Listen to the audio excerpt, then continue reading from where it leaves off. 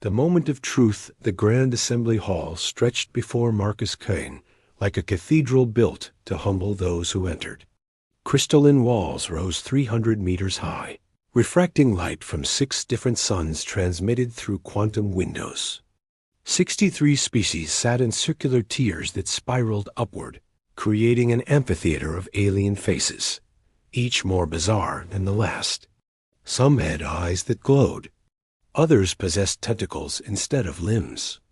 A few existed partially in dimensions Marcus couldn't fully perceive, their forms shifting and flickering at the edges of his vision.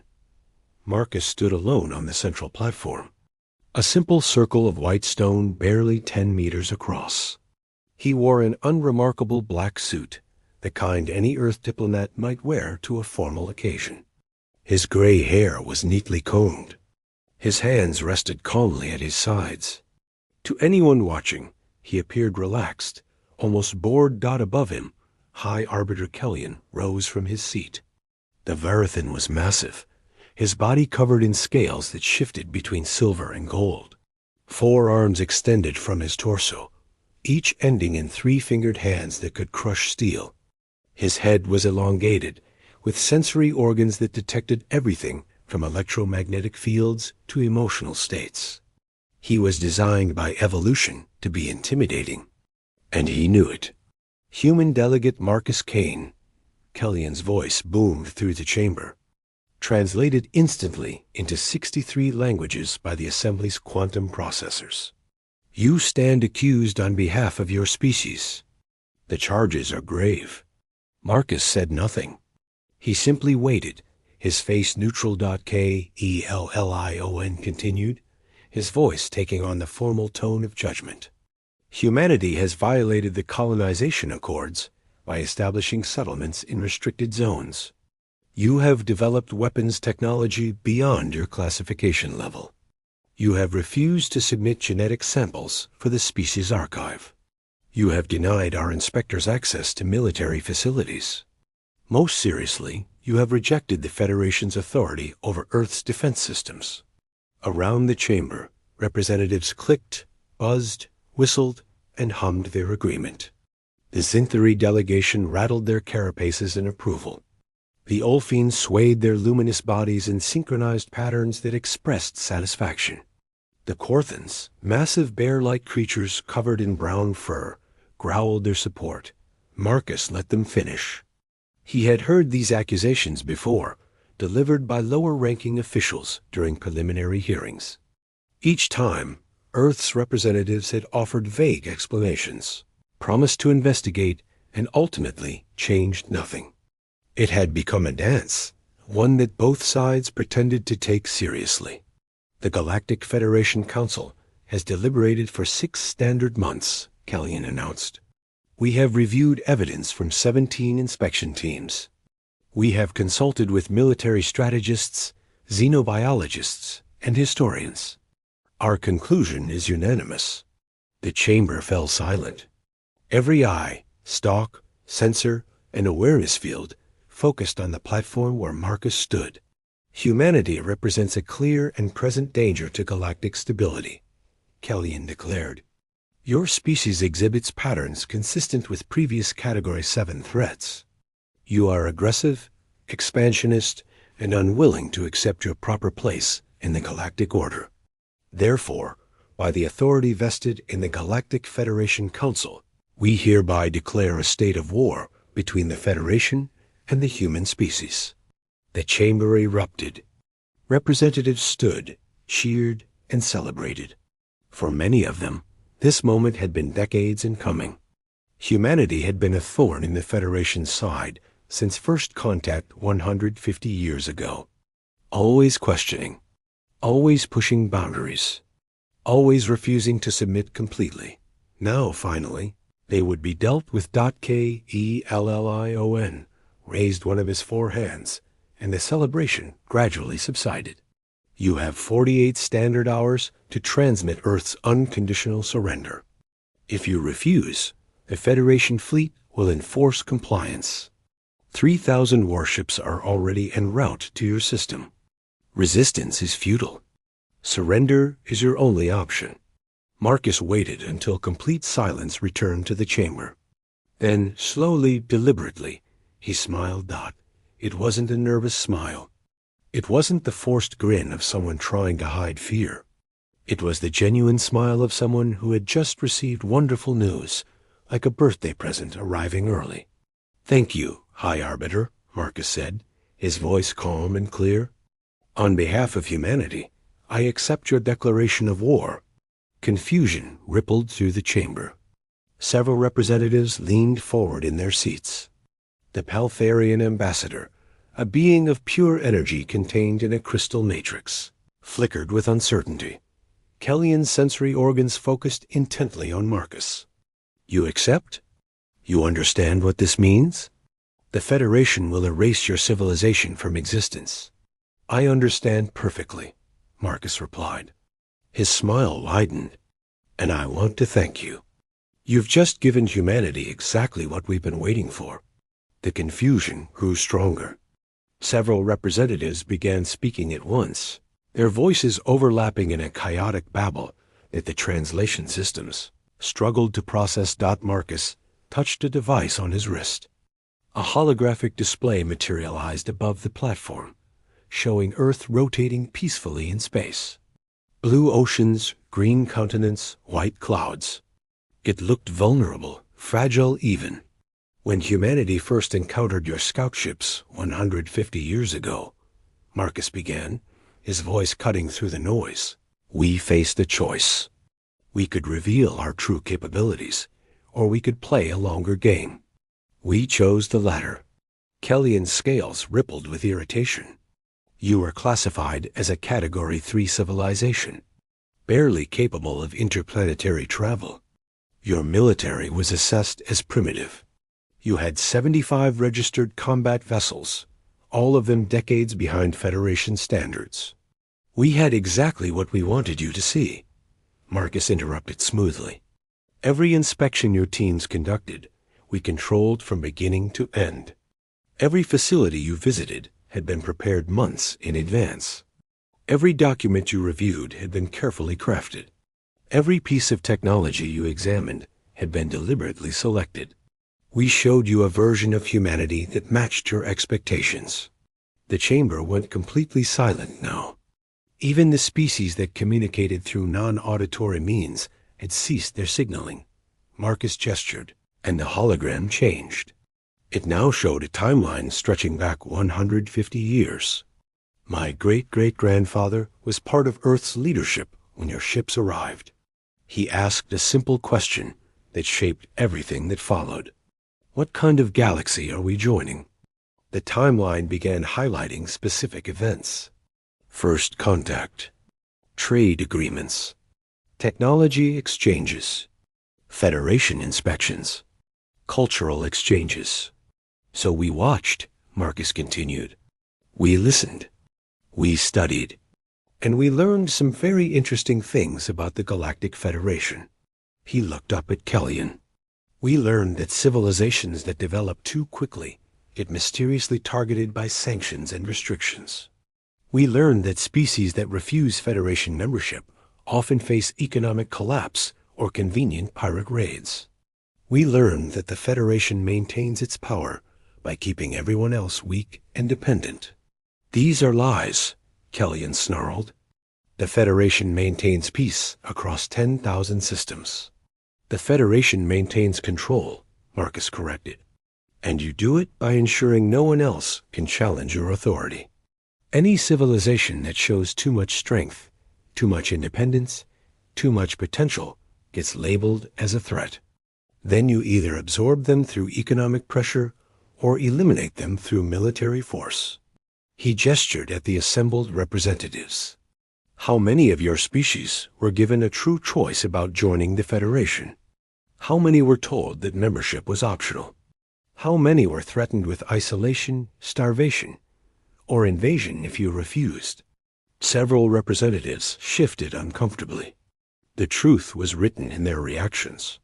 "So we made a decision," Marcus said. "We would become exactly what you wanted us to be. Weak, primitive, harmless, We would file your paperwork, pay your fees, accept your inspections, and stay within your boundaries. We would be the perfect junior member of your federation.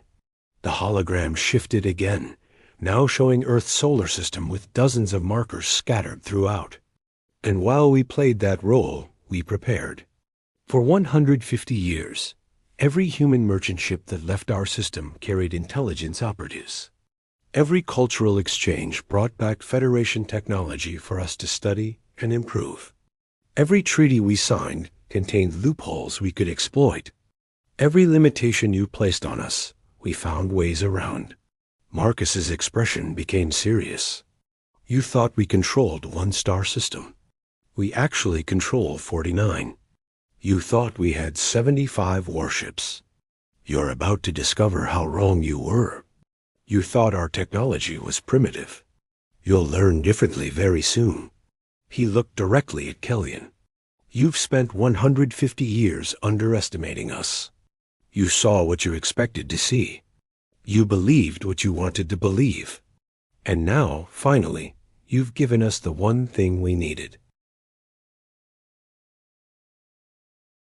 What? Kellyan demanded. Justification, Marcus said simply. For 150 years, we've been preparing for war, building fleets, training soldiers, developing weapons, creating strategies. But we couldn't strike first. We're not conquerors. We're defenders. We needed you to show the galaxy your true face. We needed you to declare war on a species that was following your rules, paying your fees, accepting your authority. He smiled again. Now the entire galaxy will watch as the Federation attacks a seemingly weak, cooperative member species. And they'll watch as that species fights back. They'll see that the Federation can be challenged. They'll see that the Federation can be defeated. And they'll start asking themselves why they've been accepting your control for so long. Marcus touched his wrist device. I'm transmitting Earth's response now. Protocol Nightfall is authorized. All sleeper agents are activated. All hidden bases are operational. All battle groups are released from stealth. The solar system is now under full military lockdown. He looked around the chamber at the shocked, confused, and increasingly worried faces. You have 63 species in your Federation. That's impressive. But you've forgotten something important about humans. We don't just fight to win. We fight to survive. And we've survived ice ages, asteroid impacts, supervolcanoes, plagues, and our own worst tendencies. We've survived by being adaptable, creative, and absolutely relentless when threatened. Marcus bowed slightly, a gesture that somehow managed to convey respect and defiance simultaneously. I'll return in 48 hours with Earth's formal terms. Until then, I suggest you recall your fleet, because ready or not, High Arbiter, you're about to learn what happens when you threaten humanity's survival. He turned and walked toward the exit. No one moved to stop him. No one spoke. They simply watched as the human diplomat left the chamber, his footsteps echoing in the stunned silence.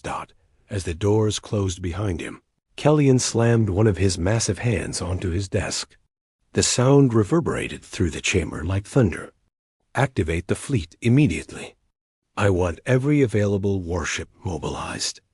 We will crush Earth before they can implement whatever desperate plan they think they have. But in the back rows, several representatives looked at each other with growing concern. They had seen Marcus's confidence. They had heard his certainty. And they wondered if perhaps the Federation had made a terrible mistake. In the corridor outside, Marcus allowed himself one moment of genuine emotion. His hands trembled slightly as he touched his communication device. 150 years of preparation. Generations of sacrifice. Countless men and women who had lived their entire lives working toward this single moment. This is Ambassador Kane, he said quietly. The Federation has declared war. Authorization code Nightfall Alpha 7. Execute all protocols across the galaxy. Across human space. in hidden facilities and secret installations, on asteroid bases and underground complexes, in sleeper cells embedded within Federation worlds. Humans who had been waiting their entire lives received the message. The waiting was over. The war had begun. And Earth was ready. Asterisk, the revelation the fleet arrives, Commander. Thalen stood on the bridge of the Federation flagship Infinite Dominion and felt satisfaction flow through his crystalline neural pathways. Behind his vessel, 3,000 warships moved in perfect formation, the largest military force the Federation had assembled in 70 years. The armada stretched across space like a metal constellation, each ship bristling with weapons capable of cracking planets. Thalen was Crystary, a species evolved from silicon-based life forms on a high-gravity world. His body resembled a walking sculpture of blue-green crystal, refracting light in patterns that conveyed his emotions to others of his kind. Right now, those patterns showed confidence bordering on arrogance. "Status report," he commanded, his voice resonating through the bridge like wind chimes in a storm. "We are approaching the boundary of the Sol system," his tactical officer reported. She was Verithan like High Arbiter Kellyan, though smaller and younger. Estimated arrival at Earth orbit in 4 hours. Long-range sensors show minimal activity. "Have we detected the human fleet?" Thalen asked. "Negative, Commander. We're reading the 75 registered vessels, all docked at their primary orbital station. No signs of mobilization. No defensive preparations. The system appears quiet." Too quiet, Thalen thought, but dismissed the concern. Humans were known for their unpredictability, but they weren't stupid. They could see the size of the Federation fleet. Resistance would be suicide. Maintain formation. All ships to combat readiness. I want weapon systems charged and shields at maximum. We'll give them one final chance to surrender before we begin bombardment. The fleet crossed into human space. Thalen expected alarms, perhaps automated defense platforms or minefields. Instead, there was nothing. Just empty space and the distant glow of humanity's sun. They passed the orbit of Neptune. Still nothing. Uranus. Same result. By the time they reached Saturn, Thalen's confidence was beginning to crack. "This is wrong," the tactical officer said, voicing what everyone on the bridge was thinking. Where are their defenses? Where are their ships? Even a Category 3 civilization should have something. They've abandoned the system, Thalen decided. They evacuated and ran. We'll find empty cities, and the sensor display exploded with red warnings. The trap revealed Commander. Multiple contacts. Thousands of contacts appearing throughout the system. Thalen's crystalline body flashed bright orange, the color of alarm. "What? From where?" "Everywhere, sir. The asteroid belt is lighting up. Jupiter's moons are launching vessels. Saturn's rings are opening. They were hiding, Commander. They were all hiding." On the main view screen, space came alive. What had appeared to be ordinary asteroids split open, revealing massive hangar bays. Warships poured out by the hundreds, their hulls dark and angular, designed for stealth. The moons of Jupiter weren't natural satellites, Thalen realized with horror. They were military installations, camouflaged to look like lifeless rock. Even Saturn's rings weren't what they seemed. Hidden among the ice and stone were weapons platforms, each one emerging from concealment, like predators revealing themselves to cornered prey. "How many?" Thalen demanded, his voice cracking with stress. The tactical officer's hands shook as she read the display. "I'm reading. Commander, I'm reading over 15,000 vessels. And the count is still climbing. Impossible. Our intelligence said 75 ships." "Our intelligence was wrong, sir." The communication console chimed. A human face appeared on the screen. She was middle-aged with dark skin and sharp, intelligent eyes. She wore a military uniform covered in insignia that meant nothing to Thalen, but somehow conveyed authority and experience. "I am Admiral Sarah Mitchell of the Earth Defense Fleet," the woman said. Her voice was calm, almost pleasant, like someone greeting a neighbor. "Commander Thalen, I presume? Welcome to the Sol System. I'm afraid you're trespassing." Thalen's colors shifted to angry red. "This is a trick. Those can't all be military vessels. You're trying to intimidate us with civilian ships." Mitchell smiled. It wasn't a kind expression. "Would you like to test that theory? I should mention that every vessel you see is equipped with military-grade shields, weapons, and engines. Most of them incorporate technology you won't recognize because we developed it ourselves. We've had 150 years to improve on everything you showed us." "Asterisk, you're bluffing," Thalen insisted, but his voice lacked conviction. "Am I?" Mitchell gestured off-screen. "Let me show you something." The view screen split. One side still showed Mitchell. The other now displayed a technical readout, scrolling through weapon specifications, shield frequencies, and propulsion data. Thalen's tactical officer gasped as she read it. "Commander, those specifications? They're impossible. The power output alone would require energy generation we don't possess. The shield harmonics are decades ahead of our own. The weapons, I've never seen anything like them." Mitchell continued speaking as if she were giving a lecture. "Every merchant ship we sent into Federation space was also a spy vessel. Every human who settled on your worlds reported back to us. Every treaty we signed included access to your technology, which we studied intensely. But we didn't just copy it, Commander. We improved it. We innovated. We made it better. That's what humans do when we're motivated." Asterisk the truth unveiled Thelen looked at his tactical display again. The human ships had formed a perfect sphere around his fleet. They had superior positioning, superior numbers, and if Mitchell was telling the truth, superior technology. He was in a killing box, and he hadn't even realized it until the doors closed. "This is Commander Thalen of the Federation Fleet," he said, trying to keep his voice steady. "I am authorized to negotiate terms of—" "No," Mitchell interrupted. "You're not here to negotiate. You're here to conquer. The Federation declared war, remember? You brought 3,000 warships to Earth, expecting an easy victory. You were going to bombard our cities, break our will, and force us into submission. That was the plan, wasn't it?" Thalen said nothing.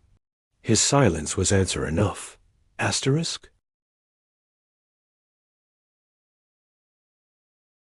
Mitchell's expression hardened. "Let me tell you what actually happened over the last 150 years, Commander. When your scout ships first arrived at Earth, we were terrified. We had just achieved interstellar travel. We were excited to meet other species, to join a galactic community. And then we learned what that community actually was." The view screen changed, showing images of various alien species. "We sent diplomatic teams to Federation worlds. We talked to your member species. We learned their histories. And we discovered a pattern. Every civilization that joined the Federation did so under duress. Economic pressure, military threats, manufactured crisis. The Federation doesn't invite members, Commander.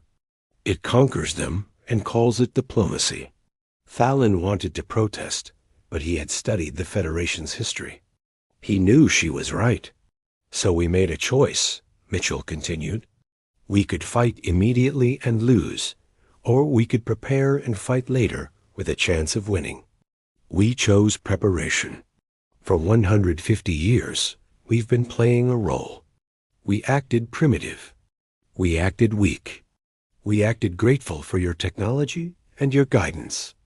And all the while, we were learning everything we could about you." She leaned forward, her eyes intense. "We learned your military doctrine. We learned your weapon systems. We learned your political structure. We learned which species resented Federation control and which ones enforced it.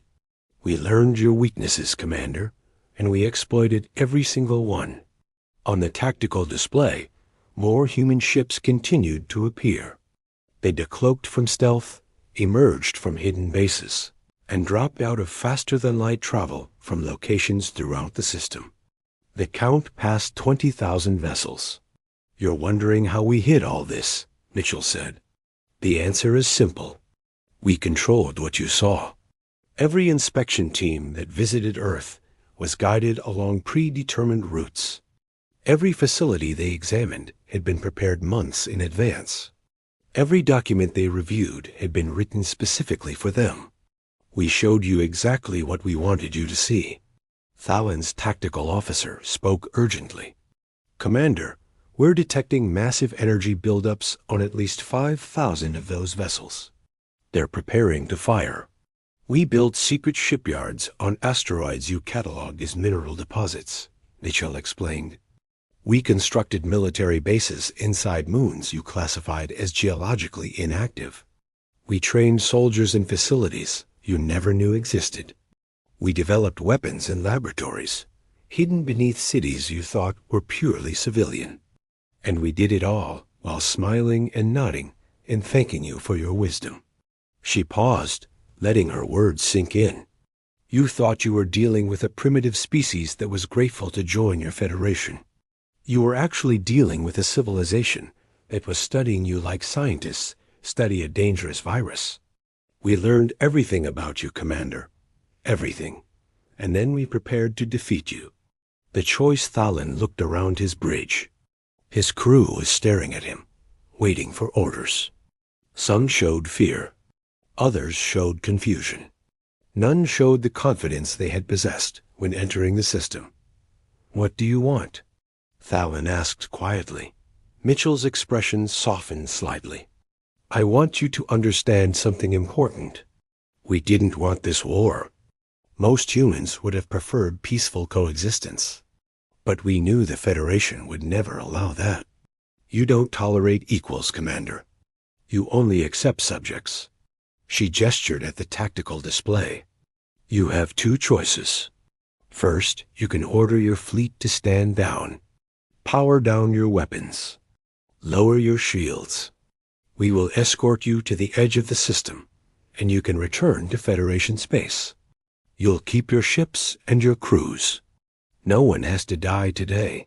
And the second choice? Thalan asked, though he already knew. You fight, Mitchell said simply. And if you choose that, you need to understand what you're facing. We haven't just been building ships, Commander. We've been running simulations for 150 years. Every possible battle scenario, every tactical situation, every strategic decision. We've fought this war 10,000 times in computer models. We know exactly how you'll respond to every move we make because we've studied your doctrine, your history, and your psychology. She leaned back in her chair. You're not entering a battle, Commander. You're entering a trap that we've spent a century and a half designing. Every weapon we've built was created specifically to counter Federation technology. Every tactic we've developed was designed to exploit weaknesses in your strategies. Every ship in this fleet has been training for this exact moment. The bridge was completely silent. Even the background hum of the ship's systems seemed muted. I'm going to give you a demonstration, Mitchell said, just so you understand what you're facing. On the tactical display, 1,000 human ships suddenly accelerated. They moved impossibly fast, weaving through space in patterns that defied everything Thalan knew about combat maneuvering. They surrounded a single Federation destroyer on the fleet's outer edge. That ship is the Morning Star, Mitchell said. Crew of 700. I'm giving you 10 seconds to order them to abandon ship. You wouldn't dare attack without, Thalan began. 10, 9, 8. Thalan's hand slammed down on the communication panel. Morning Star, this is Commander Thalan. Abandon ship immediately. All crew to escape pods now.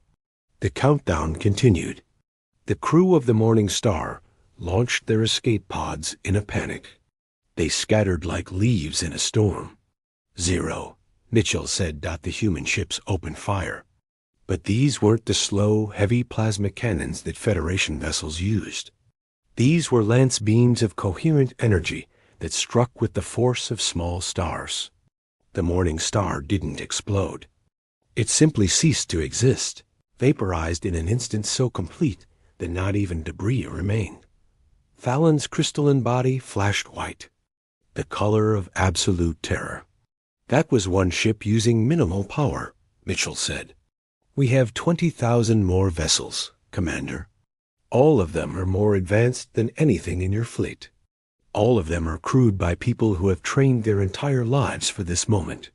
All of them are ready to fight. She paused, letting the silence stretch. Or you can choose peace. You can take your fleet home. You can tell the Federation that humanity is not the weak species you thought we were. You can tell them that the age of the Federation bullying civilizations into submission is over. Fallon looked at his tactical display one more time. 3,000 Federation ships surrounded by 20,000 human vessels. His pride as a military commander wanted to fight. His duty to his crew demanded something else. All ships, he said, his voice barely above a whisper. Stand down. Power down weapons. Lower shields. We're accepting the human terms. Around the bridge, his crew sagged with relief. Mitchell nodded. A wise choice, Commander. My ships will escort you to the edge of the system. You have 48 hours to leave human space. After that, any Federation vessel that enters this system will be considered hostile and destroyed without warning.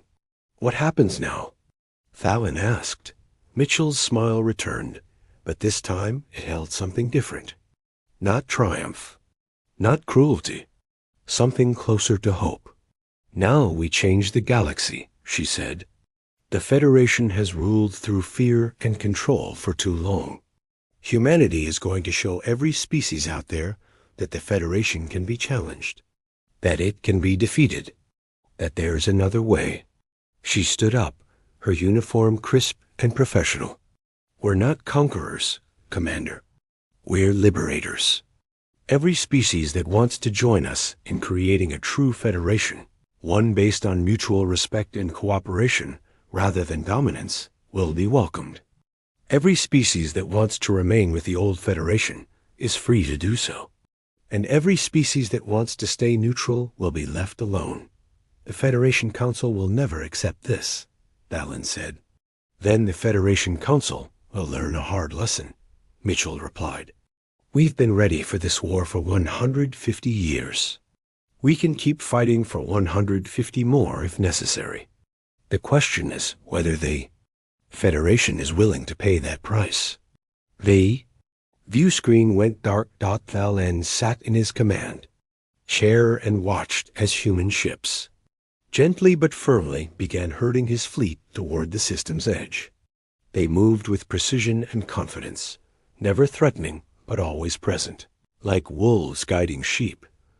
He thought about the report he would have to file, the explanation he would have to give, the admission that humanity had outsmarted, outmaneuvered, and outpreppered the entire Federation for over a century.